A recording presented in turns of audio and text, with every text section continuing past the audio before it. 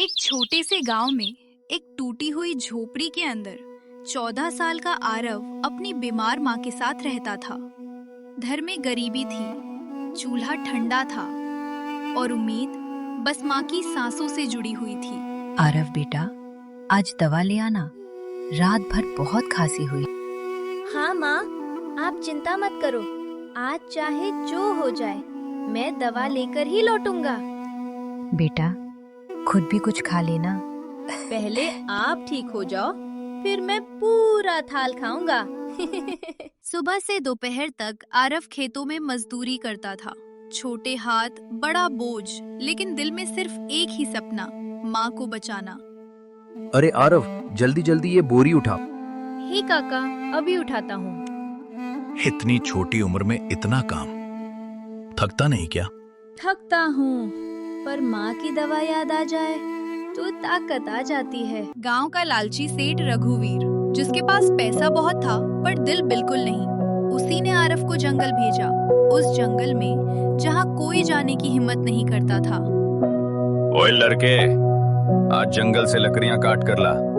शाम तक नहीं लाया तो पैसे भूल जा। सेठ जी, माँ की दवा के लिए आज पैसे बहुत जरूरी है। मुझे कहानी मत सुना, काम कर वरना खाली हाथ जा। ठीक है सेठ जी। जंगल जहाँ सूरज की रोशनी भी पूरी नहीं पहुँचती थी। हर तरफ सन्नाटा, जैसे पेड़ भी कोई राज छुपाए बैठे हों। लोग कहते हैं यहाँ भूत है, पर माँ की दवा के आगे मुझे किसी चीज का डर नहीं। जिसके पास खोने को सब कुछ हो, वही मुझे पा सकता है। कौन है? आरव आवाज के पीछे पीछे एक टूटे हुए मंदिर तक पहुंचा। मंदिर के बीचों बीच एक पत्थर पर रखी थी एक चमकती हुई पुरानी सुनहरी घड़ी। ये घड़ी? जैसे ही हाथ लगाता है, मंदिर कांपता है। समय को रोकना आसान है, लेकिन उसकी कीमत बहुत भारी है। मुझे कुछ समझ नहीं आ रहा। वापस लौटते समय अचानक एक तेज बैलगाड़ी आरव की तरफ पलटने लगी। मौत बस एक पल दूर थी। अरे बचाओ!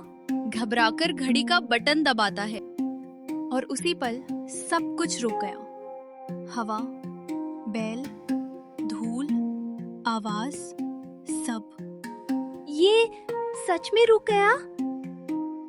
वो हट जाता है, फिर बटन दबाता है। हे भगवान, ये घड़ी जादुई है। आरव ने पहली बार समझा, ये घड़ी सिर्फ एक चीज नहीं, उसकी किस्मत बदलने वाली ताकत थी। दवा के पैसे लाए? हाँ काका, पूरी दवा दे दो। आज इतने पैसे कहाँ से आए? बस मेहनत ज्यादा की है। धीरे धीरे आरव उस घड़ी का इस्तेमाल लोगों की जान बचाने में करने लगा। वो जहाँ खतरा होता, वहाँ अचानक पहुँच जाता। बचाओ, मेरा बच्चा कुएं में गिर गया।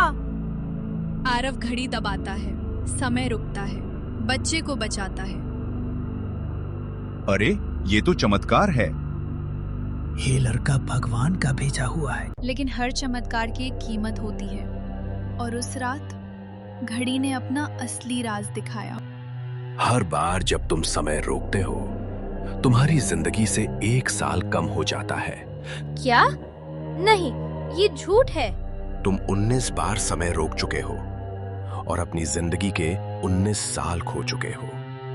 आरव आईने में सफेद बाल देखता है, देखकर परेशान हो जाता है। नहीं, ऐसा नहीं हो सकता। अगले दिन गांव में खबर फैली, शहर का मशहूर डॉक्टर सेठ की बेटी का इलाज करने आया है। सुना क्या? शहर का बड़ा डॉक्टर आया है। हाँ, सेठ की बेटी को देखने। आरव इन लोगों की बातें बहुत गौर से सुनता है और मन ही मन सोचता है, अगर वही डॉक्टर माँ को देख ले तो माँ बच सकती है। रात के अंधेरे में आरव ने फिर घड़ी उठाई। वो जानता था, एक और बार मतलब एक और साल कम, पर माँ के लिए उसने सब भुला दिया। घड़ी दबाता है, समय रुकता है, डॉक्टर के कमरे में चिट्ठी रखता है। बस एक बार मेरी माँ को देख लीजिए। सुबह जब डॉक्टर ने चिट्ठी पढ़ी तो वो सीधे आरव के घर पहुंचा। किसने चिट्ठी रखी थी? मैंने, मेरी माँ बहुत बीमार है। इलाज मुश्किल है, लेकिन मैं कोशिश करूंगा। डॉक्टर साहब, मेरी माँ बच जाएंगी ना? अगर किस्मत ने साथ दिया तो हाँ। सेठ रघुवीर को अब यकीन हो गया था, आरव के पास कोई रहस्यमयी ताकत है। मेरी तिजोरी से पैसे, डॉक्टर के कमरे में चिट्ठी और हर जगह ये लड़का, कुछ तो राज है। सेठ जी, आज रात पकड़ लेते हैं उसे। हाँ, और उसका राज मेरा होगा। रात को लौटते वक्त सेठ के आदमियों ने आरव को घेर लिया। ओए लड़के, जो छुपा रखा है निकाल। मेरे पास कुछ नहीं है। झूठ मत बोल, तेरे पास जादू है। सेठ माँ को पकड़ने की धमकी देता है। अगर नहीं बताया तो तेरी माँ। नहीं, माँ को मत छूना। ये घड़ी है। सेठ ने घड़ी छीन ली और लालच में अंधा होकर समय रोक दिया। अब मैं पूरे गांव नहीं, पूरे देश का राजा बनूंगा। सारा सोना चांदी, ये सब मेरा है, सब मेरा। वो सोना, पैसे, जेवर लूटने लगा, लेकिन घड़ी इरादे भी पड़ती थी। ये क्या हो रहा है? चेहरा बूढ़ा क्यों होने लगा? लालच समय को सबसे तेज खाता है। नहीं नहीं। उधर आरव की माँ की हालत अचानक और बिगड़ गई।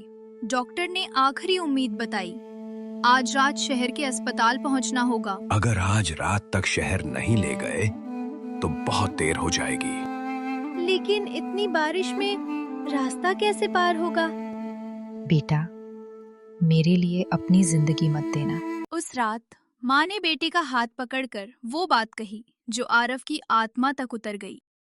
अगर मुझे बचाने के लिए तुझे खुद को खोना पड़े तो मत करना। माँ, आपके बिना मैं कैसे रहूंगा? अच्छा इंसान बनना, वही मेरी असली जीत होगी। आरव माँ को खाट पर लेकर तूफान में दौड़ा। बारिश, अंधेरा, बिजली और सामने टूटा हुआ पुल। नहीं, अब क्या करूं? घड़ी हाथ में लेता है। ये आखिरी बार होगा। जैसे ही आरव ने घड़ी दबाई, दुनिया फिर थम गई। बारिश की बूंदें हवा में रुक गईं, नदी जम सी गई और उसके सामने प्रकट हुआ समय का देवता। आरव, तुमने इस शक्ति का उपयोग दया और स्वार्थ दोनों में किया। मुझे जो सजा देनी हो दे दो, बस मेरी माँ को बचा लो। अंतिम फैसला करो, माँ की जान या अपनी पूरी उम्र। मेरी पूरी उम्र ले लो, बस मेरी माँ को बचा लो। जो दूसरों के लिए खुद को दे दे, वो समय से बड़ा हो जाता है। सुबह जब गांव वाले जागे तो आरव की माँ पूरी तरह ठीक थी, लेकिन आरव कहीं नहीं था। उसकी जगह बस टूटी हुई घड़ी और एक चिट्ठी मिली। माँ, अगर मैं रहूं या ना रहूं, आप मुस्कुराना मत छोड़ना। साल बीत गए। सेठ ने अपनी गलती मान ली। गांव में स्कूल बना, अस्पताल बना और स्कूल के दरवाजे पर एक तस्वीर लगी।